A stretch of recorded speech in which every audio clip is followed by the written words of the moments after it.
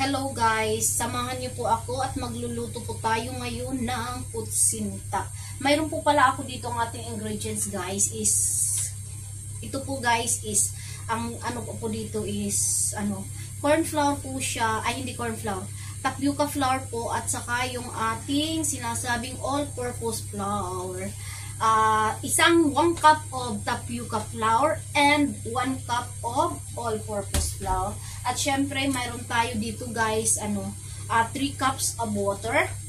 And then, ang gagawin po natin guys ay magtatakal tayo guys ng asukal. Ang asukal po natin guys is po siya.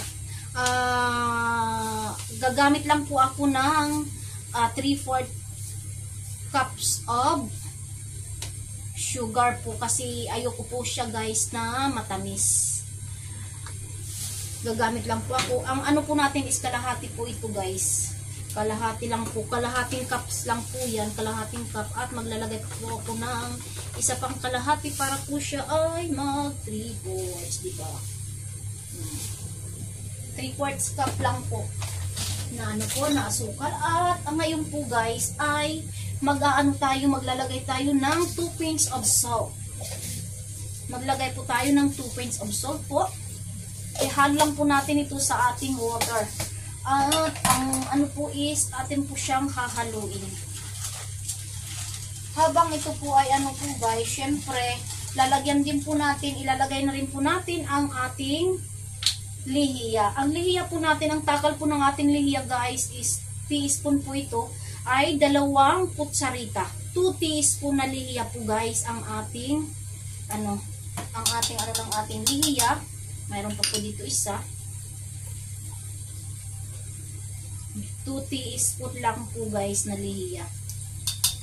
Huwag po natin damihan guys kasi papait po siya. At ngayon po guys at nailagay na natin ang ating lihiya at saka yung ating sugar dito sa ating water. Ang gagawin po is tutunawin po natin ang asukal hanggang sa lang po natin, hahaluin po natin ito hanggang sa matunaw po ang asukal at ang asin. At ngayon guys ay tunaw na ang ating asukal at ang asin na nilagay natin dito sa tubig. Maglalagay naman po tayo ng kaunting wala na talaga, panglas na talaga, hindi siya kaunti, yun lang ay tama. Yung ating vanilla essence po. At syempre guys, dahil nga sa tunaw na at ilalagay na natin ang ating baka nagkatataka kayo guys, pinaghalo ko na guys ang ating tapioca flour o tinatawag na cassava flour at ang ating all-purpose flour. Hinalo ko lang po siya guys. Ngayon po ay ilalagay na po natin dito sa ating water para po magawa na po tayo ng ating mixture. Hahaluin po natin ito guys, ang ating hanggang sa wala na po tayong makita na buo-buo. Importante po guys na mahalong mabuti para hindi po siya magbuo-buo at yung ating gawang putsinta po ay smooth po siya. Yung makinis po yung niya sa kinalalabasan. At saka nga po guys, kung mapapansin niyo saka po natin, saka halo-halo po natin guys, nagbubula po yan syempre. Wag lang po kayong matakot kasi pwede naman po natin tanggalin yung bula. 'Di ba? Ganun lang po guys, haluin lang po natin guys hanggang sa matunaw po lahat ang ating all-purpose flour at saka yung ating tapioca starch, di ba? At ito na nga guys, ang ating minix na mixture kanina. Lalagyan ko na po siya ng food coloring. Lalagyan ko siya ang aking is naman kulay green naman ngayon ang kulay kasi nga nagkamali ako. Kanina pala yung ginawa ko is kulay yellow ang color. Ngayon ay kulay green naman ang ipukulay ko na food coloring. Lang po natin, hahaluin lang po natin ang ating hindi ko na po siya guys lalagyan pala ng tawag dito ng ating hindi ko na siya lalagyan ng vanilla extract kasi dadagdagan ko pa mas maganda ang darker color. Kasi nga ang natin is ang ating food coloring, ang flavor niya is pandan. Kaya hindi ko na siya kailangan lagyan pa ng ng vanilla extract. Kasi yung ating food color is pandan flavor po siya, mabango na po siya. So, imimix lang po natin guys para mahalong maayos ang ating sinasabi na mixture ang lahat ng ingredients. At kung mapapansin nyo guys, nagbubula-bula, wag po kayong mag-alala kasi ang po niyan is tatanggalin po natin mamaya. Sasalain pa po natin ito para po makaano po tayo, 'di ba? Ang natin is sinasabi na kailangan is walang bula-bula ang ating smooth po siya sa sa labas ng ating Wag po kayong mag-alala kung nagbubula-bula, i-mix nyo lang po. Ang importante po is ma-mix po natin mabuti ang ating mixture. Dahil mamaya po is tatanggalin po natin yung bula-bula. Diba? At sasalain po natin ito guys. Para po panigurado po na wala ng buo-buo ang ating mixture ng kutsinta. Ito nga guys at nakahanda na po akong sinasabi nakahanda ng nakahanda ng sasalain. Nakahanda ng salain ang ating sinasabi na pupunasan ko lang ito ang aking kasi mabasa. Punasan ko siya ng kitchen towel kasi nga medyo siya, mayroon siyang harina. Hindi siya basa, mayroon siyang harina kasi dito ko nga nilagay yung ating harina kanina. Hindi naman siya madumi, harina lang naman ang nilagay ko, yung ating dry ingredients. Tapos ngayon is akin na siyang sasalain. Ang ating pansala ay very cute kaya kinakailangan ay dadahan-dahanin para hindi siya umalat. Para hindi siya magkalat. Ang ko lang is gaganituhin ko lang siya. Dahan-dahan. Ganun po yan guys. Alam nyo guys kung bakit nga po ay kailangan natin salain. Is supposed to be ang ating harina ay isi-sifted po natin. Kaso yung aking itong aking salaan, yung strainer, itong ko, makikita nyo naman is very cute. Natatagalan ako sa sa pagsisif ng Ang ginawa ko is hindi ko na siya sinif. Ko na. Diniretso ko nang inilagay doon sa sa tubig na natin, yung liquid na natin. Ganun din naman para hindi ako magdubli-dubli, ganun din naman ko rin, isisip ko rin siya pag pag nahalo na lahat ng ingredients, di ba? Para ba't ko papaanuhan ang aking pahihirapan ko pa ang aking sarili. Hindi. Lang po yun guys, para lang po yan sa akin. Kung ang po ninyo, ang po talaga is kailangan po talagang isip para po hindi po siya maganda ang ating kalalabasan. Pero kahit na po ito hindi nasip yung kanina na harina, maganda rin po ang kalalabasan niya, smooth po siya. Promise, smooth, as in smooth. Katulad ng isang relasyon, smooth. Kung nagkakasundo ang dalawa. Diba? Pahugot patama. Ito na guys. Patapos na ang aking may pa siya. May kaunting buo-buo siya guys. Pero okay lang yun kasi sinala ko naman. Yun ang purpose ng pagsasala. Tapos kung mapapansin nyo guys, ito umabula. Itong bula na ito, hindi na natin syempre isasama. Itatapon na natin yan. Dahil nga ay mabula ang ating syempre tatanggalin natin yan. Gaganutin lang natin yan. Diba? Huwag na nating problemahin. Ay naku, mabula. Paano yan? Siyempre may pamamaraan dyan. Diba? Nakain tayo ng kanin. Marunong tayo ng pamamaraan. Ito na siya guys. Ito na siya guys. Ready for ready for cooking na to siya guys. Tingnan nyo. Kaya hindi nyo kailangan problemahin kung may bula-bula kasi matatanggal yan.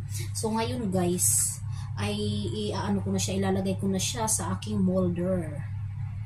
Maglalagay na tayo guys ng ating mixture dito sa ating molder. Ito pala ang ginamit kong size ng molder ng aking kutsinta. Hindi ko alam kung anong size nito, basta ito na po siya guys. Diba? Ilalagay ko na at ang maumpisahan ko na ang i-steam. Kasi kaya nga pala guys, meron na akong naka-prepare na pinakulo. Nagpakulo na po ako, prepare ko na po siya. Ngayon ay pagsalang na lang ng ating mixture. Ganito lang po siya guys. Ang ating gagawin. Maglalagay lang po muna tayo ng tag-isang takal. Tapos mamaya na natin dadagdagan. Ubusin muna natin lagyan ng tag-iisang takal. Guys, ito na nga guys, at nailagay ko na, nalagyan ko na lahat ang ating molder. At ito ay akin na ang syempre i-steam. At huwag nating kakalimutan maglagay ng sinasabing itong ating tela. Kasi nga, para hindi siya, yung kanyang hindi maano ng tubig, hindi matuluan ng tubig. Ilagay ko siya doon sa nagkumukulong tubig. Doon. Nakita niyo yan? Ilalagay ko na siya. Kasi mayroon na akong naka-prepare. Yun na po yan siya guys. Ang ating kung nakikita niyo, ito na yung i-steam po natin yan siya ng 20 minutes lang po. Isaktong 20 minutes po. At saka po pwede na po siya kasi luto na po yan siya. 20 minutes start. Ito nga po guys, ang aking naunang niluto kanina, una kong hain is nakaano na po ako. Pero yung po kasi pangalawa, huli ko nang na-video kasi nga hindi naalala kasi senior citizen na tayo. Kanina ko lang kayo ko lang naalala na i-video ko kung paano ginagawa ang kutsinta para naman syempre sharing para alam din ninyo at mag-ano po tayo ng negosyo, diba? Ito po siya guys, kung makikita niyo smooth po siya, diba? Hindi ko pa po siya nalagyan ng cheese. Maya ko pa siya lalagyan ng cheese. Sabay-sabay na sila lahat. At habang inaantay ko ang 20 minutes ng ating pag-i-steam ng ating ay syempre ay maghuhugas ako ng aking kalat. Lilinisin ko muna dito sa aking kitchen. Ayun na guys, timers up. Okay na, finish na. Guys, i-off ko na ang ating fire kasi nga is ready na yung ating ihahanguin ko na po siya guys. Mag-iingat lang dahil nga sinasabi na mainit. Oh, wow. Perfect. Ito siya guys. Perfect. Oh, ito.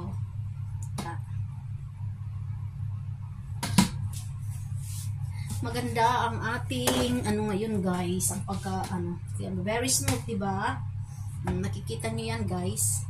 Very smooth ang ating diba? Ito siya. Maya-maya ko siya kasi mainit. Mainit siya.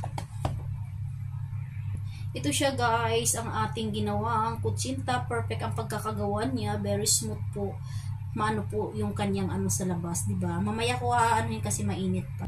Pag tinanggal na pala natin guys ang ating kutsinta dito sa molder, unang-una po syempre ay yung ating kutsilyo, yung ating table knife o kahit na hindi siya wala siyang specification na kung basta magagamit niyo sa sa pagtanggal. Ang pinaka po guys is syempre anuhan nyo ng kung meron kayong yung cooking oil na vegetable oil or kaya ay butter, yun po ang para hindi po siya dumikit. Tingnan nyo guys, oh. Wow, perfect. Mayroon pa akong isasalang dahil hindi pa kumpleto ang aking kasi guys, order to guys. Mamaya ko lalagyan siya ng cheese para para masaya ang life. Mainit lang, parang kasing init ng pagmamahalan kahit nawala, diba? Ay, mas po to guys dahil nga siya nasabi Christmas is coming to town. Mas maganda na mag-isip-isip ng kung ano ang ating ihahanda sa ating mesa na pagsasalusaluhan sa Noche Buena or sa Medianoche. Looking forward ako niyan pag ako ay umuwi ng Pilipinas. 'di ba guys? At guys, syempre pala guys, nagtataka kayo kung bakit hindi siya dumidikit sa molder yung ating ano. Inanuhan ko po siya, brinas ko po siya ng vegetable oil. Wala po kasi akong sinasabi na butter. Ito na siya guys, inaano ko na siya ang aking sinasabi na tawag nito kutsinta. Nilalagay ko na siya dito para maiano na, diba? Kulang ako ng kulay yellow, kaya nadagdagan siya ng isang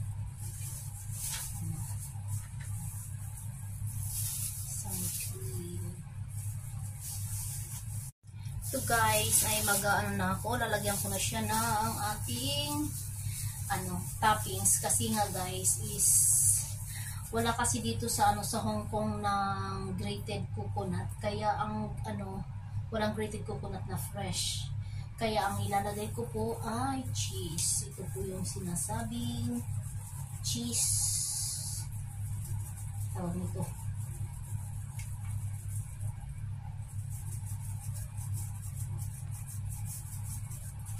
cheese kutsinta, diba? Lalagyan ko lang po siya lahat, i-distribute ko siya lahat para maiano na natin. Ito na guys ang aking finished product ng aking sinasabing cheese kutsinta po guys. Ito na siya. Thank you for watching my video guys, and don't forget to like and subscribe, and hanggang sa muli, see you on my next video. Bye bye.